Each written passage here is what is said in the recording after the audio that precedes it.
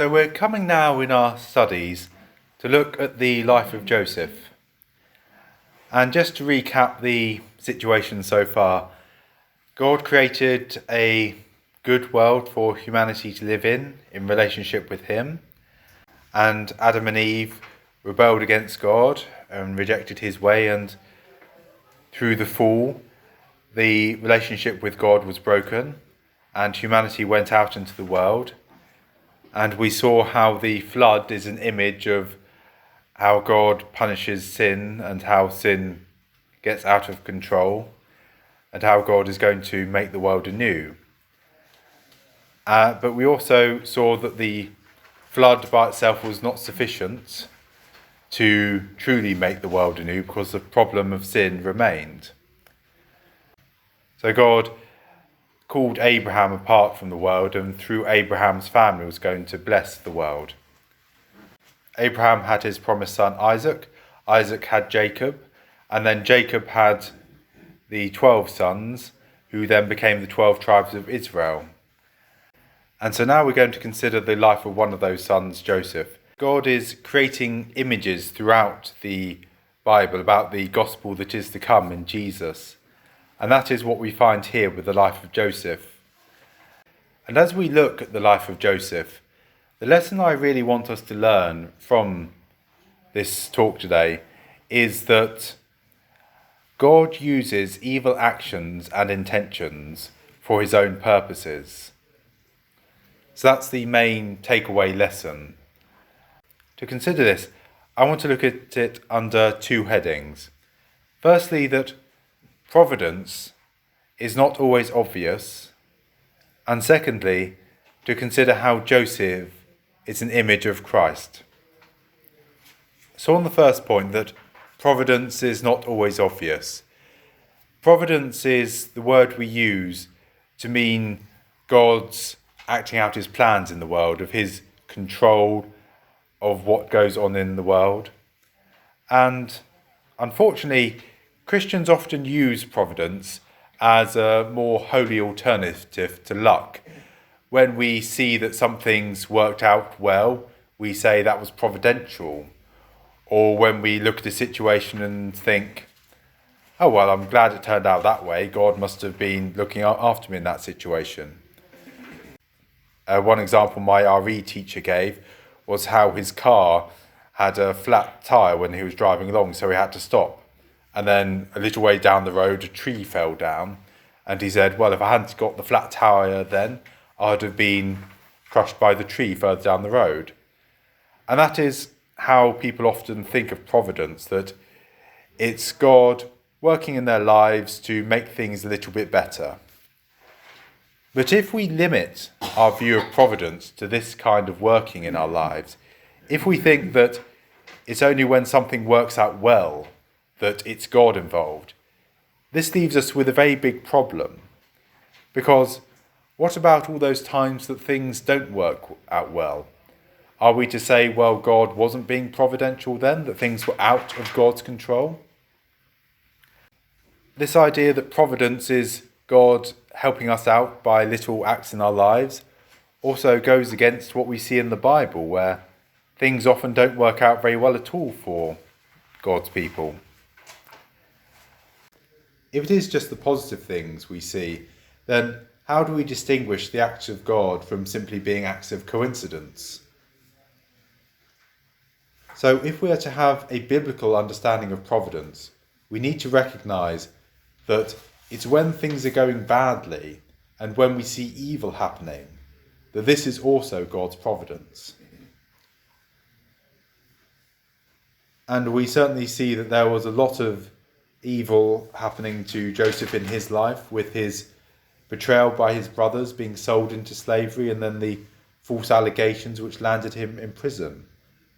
And these are just the things which the Bible tells us about. Doubtless Joseph also had the many daily trials which are common to all humanity.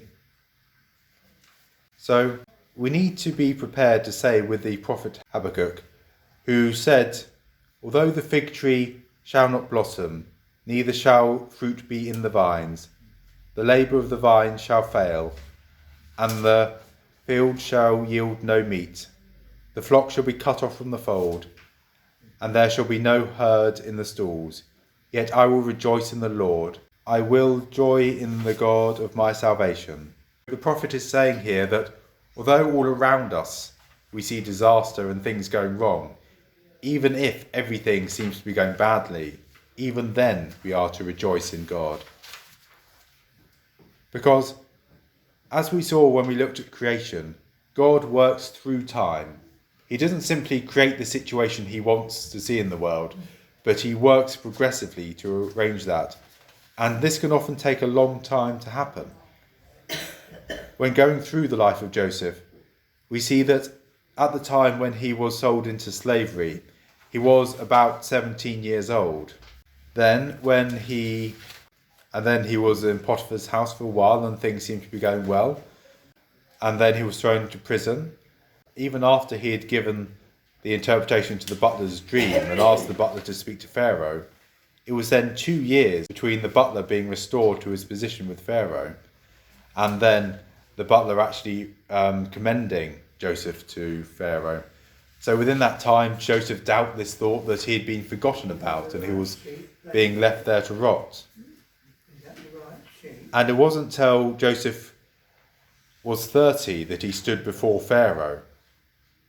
And then from that time, there was the 7 years of plenty. Then there was the 2 years of famine before Jacob sent his sons down. So Joseph had to go through long periods of things going bad. And for a very long period of his life, he must have thought that he had been cut off from his family, that he had been cut off from the promises of God, so that even when he was elevated up to be second in command of the kingdom of Egypt, he was still, at that point, had no idea that he was going to see his family again, or how it would be when he did see them. And so we need to be aware that just because things don't work out instantly well for us, and things may even seem to be going badly for years at a time, that doesn't mean God is not working his purposes, or that he has abandoned us. And also we need to recognise that the successes we have are due to God's gifts to us and his graciousness to us. In the film Joseph, King of Dreams, Joseph's rise in Potiphar's household is presented as being down to his own intelligence, intuition and diligence as a servant. And whilst it is probably not wrong to say that Joseph was these things, the Bible makes it quite clear that it was God's blessing that led Joseph to rise to the position he was in. We read that the Lord was with Joseph, and he was a prosperous man. He was in the house of his master in Egypt. And his master saw that the Lord was with him, and the Lord made all that he did to prosper in his hand. So we see here that God is granting success to Joseph, and even when he was in prison, we read, "But the Lord was with Joseph, and showed him mercy, and gave him favour in the sight of the prison keeper." So even in prison, God was with Joseph to give him a level of success there. And so we need to be careful of attributing any success we have to ourselves. Yes, we work hard, we apply ourselves, and we develop and grow our skills. But we shouldn't think that just doing these things is sufficient for success. We still need God's blessing. We simply need to look around at the world at the moment. We see that many things have been greatly disrupted, that many people have lost their jobs and many people's businesses are struggling through no fault of their own.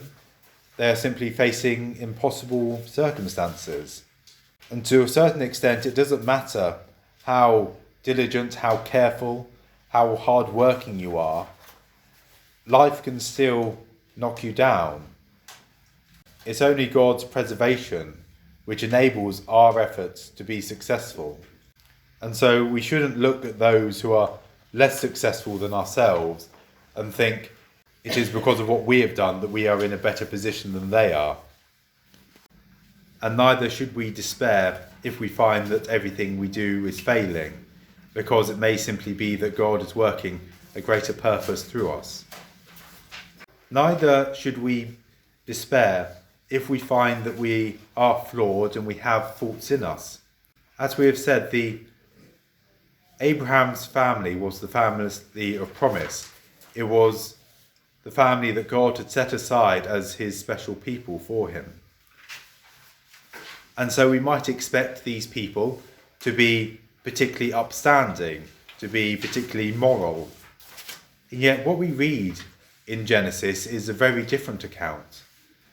In Genesis 34, we read an account of how Jacob's sons, in pursuing what they believed to be justice, committed mass murder.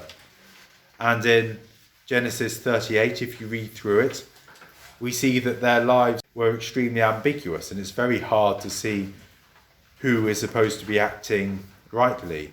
So Jacob's family,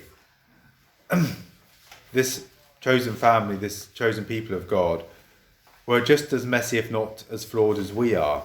And yet God in his providence still used them. And God allows a certain level of failure in our lives. He allows us to sin and see the consequences of that sin, so that we may see the consequences for ourselves, to realise that sin is a serious business.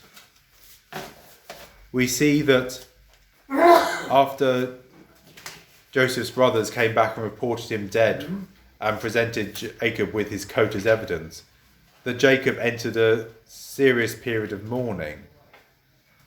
And it is probable that the brothers saw this and saw the effect that it had had on him. And this was a large motivation for their later change, when rather than killing his favourite son, they were prepared to sacrifice themselves in his place. And so we should be looking at our failures and seeing the consequence of them and learning our lessons.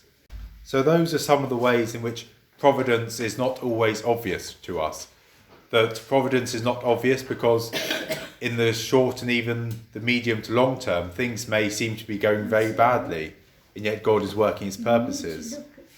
That things are not always immediately apparent how they're going to work out. It can take a long time. And that God does use flawed humans to work his purposes. He doesn't choose necessarily the people we'd expect him to choose. Moving on to consider how Joseph is an image of Christ. As we look through the various points of Joseph's life, we see that we can make direct comparisons between his life and the life of Jesus. We need to remember that, as with all the other images in the Old Testament, Joseph here is simply an image of Christ, not Christ in his fullness. So he falls short of what Christ was, but still points to him. So firstly, we see that Joseph was loved by his father. And of Jesus, God said, "This is my beloved son, in whom I am well pleased." Now, the love of God is obviously something greater because Jesus is God's only begotten son. He is the only natural son of God. We, if we are sons of God, are sons by adoption, whereas Jesus is God's natural son. And Jesus deserves this love. He fulfills all that his Father has given him to do, and he is worthy of the love that the Father shows him. Whereas Jacob loved Joseph because he was the child of his old age, rather than because Joseph had merited it. Also, we see that both Joseph and Jesus had a revealed destiny. Joseph had his dreams, and these dreams indicated that his brothers and even his father and his mother were going to bow down to him. And Jesus has a greater destiny written about him. All the Old Testament prophesies and points to Jesus, that he was going to come, to die and to suffer and to rise again. And from that, all the world will have to bend their knee to Jesus. We also see that both of them were hated by their brothers. Joseph's brothers first hated him because of the favour showed to him by Jacob, and then they hated him even more for his dreams and for his words. We learn from this that hatred is often based in envy of what someone else has had. Now, we are not told that Jacob's other sons were ill-treated by him, or that they had any lack, and yet because they saw that Joseph was getting more than them, because they saw that he was getting honour that they thought would have been due not to him as the youngest of them, because they were offended at what they saw as their natural rights, they grew envious and hateful. They were not looking at what they had, but what they thought they should have. And this led to envy. And it leads envy to us too. The world is not a fair place, and we often can't justify why people who are rich and have lots of things have those things, or why they have that good fortune. And so if we do look around the world, we will become envious of what other people have. So we need to be careful to look at what we have and to be grateful for what we have received, not be looking at what other people have. And Jesus also was hated by his brethren. Jesus' own brothers thought that he was insane, that he had gone mad, and so they didn't believe in him. He was also rejected by his own people. We read that he came to his own, and his own received him not. The Pharisees rejected him because he violated their understanding of the law and elevated himself up to the level of God. And to a certain extent, he showed the emptiness of what they had. They couldn't deny the miracles he worked, and they couldn't deny that the crowds followed him. And so Jesus clearly had something their teachings lacked. And so from their envy of Jesus and from their perception of his blasphemy, they hated him. This hatred led to conspiracy. We read that when Joseph's brothers saw him coming afar off, even before he came near unto them, they conspired against him to slay him. And they said one to another, Behold, this dreamer cometh. Come now, therefore, let us slay him, and cast him into some pit, and we shall say, Some evil beast hath devoured him, and we shall see what becomes of his dreams.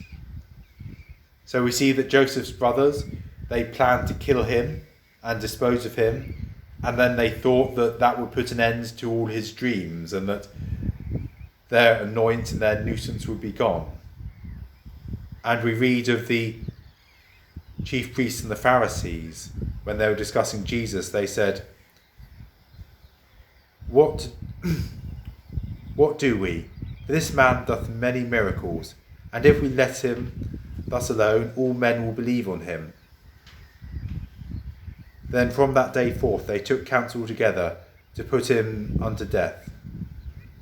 And when they had succeeded in crucifying him, we read that they taunted Jesus, saying, He saved others, himself he cannot save.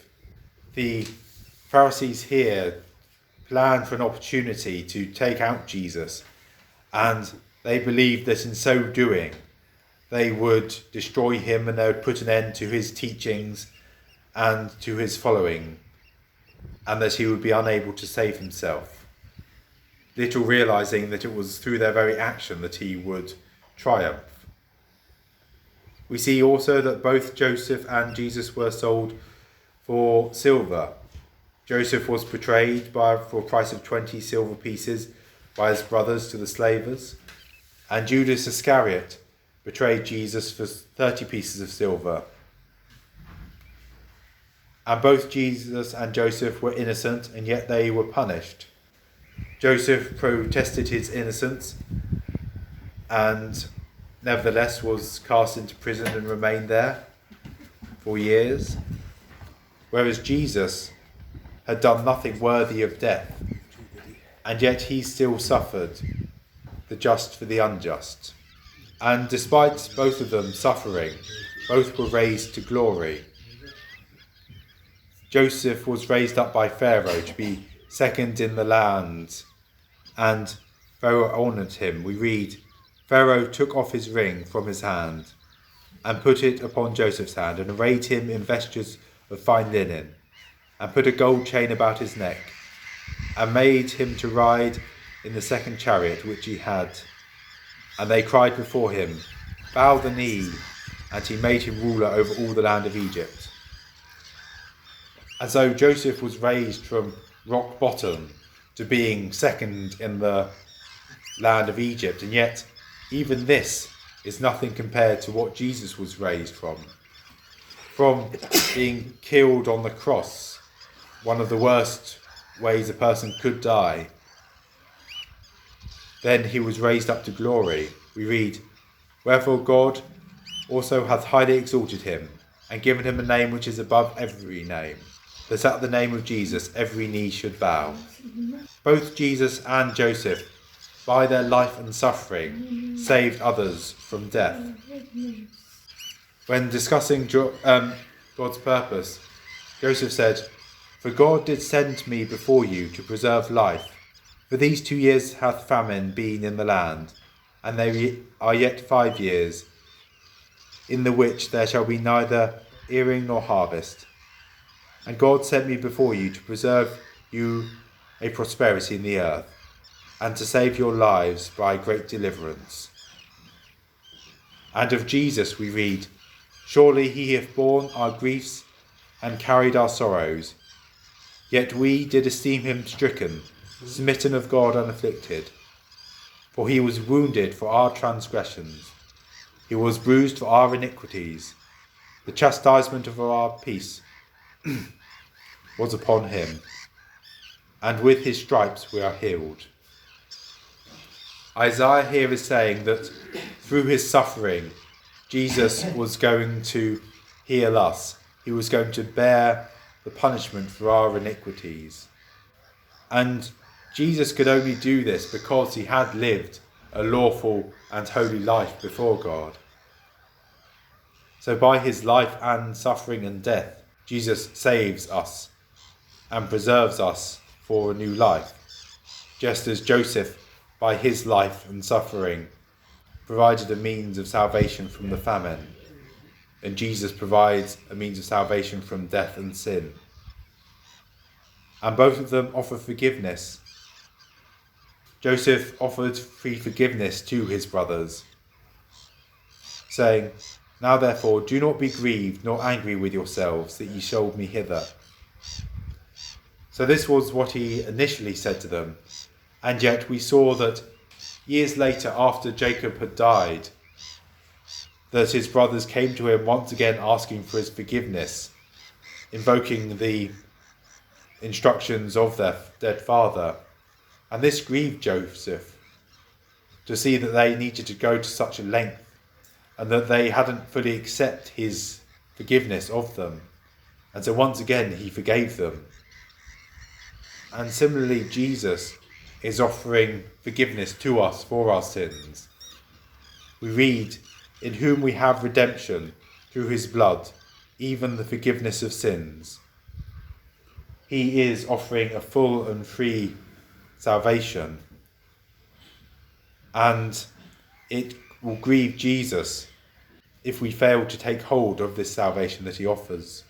Just as Joseph's brothers doubted that Joseph had truly forgiven them, so it is easy for us to doubt that we have full forgiveness in Jesus. And yet Jesus has promised us that if we come to him, he is willing and faithful to forgive us. And so we need to lay hold of this salvation that we have in Jesus. And we also have an image of substitution here, not from Joseph at this point, but from his brothers, when Judah especially offered himself in the place of Benjamin so that Benjamin might return to his father.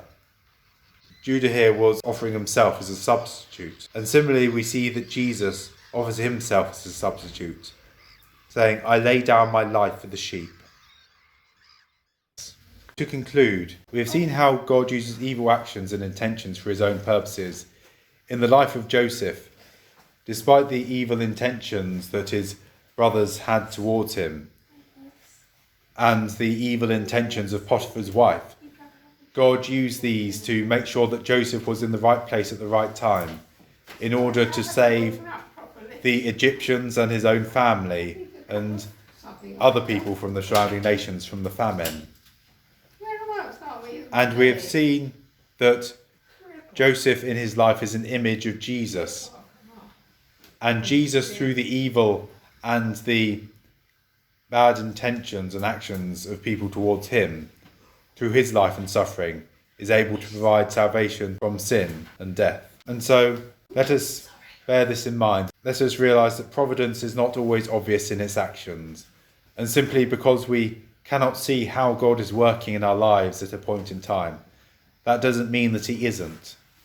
And he is able and faithful to provide us with the means of grace to get through what we are facing and to overcome the evils, and for those evils to work out for the good. We know that all things work together for good, for those who love God, for those who are according to his will.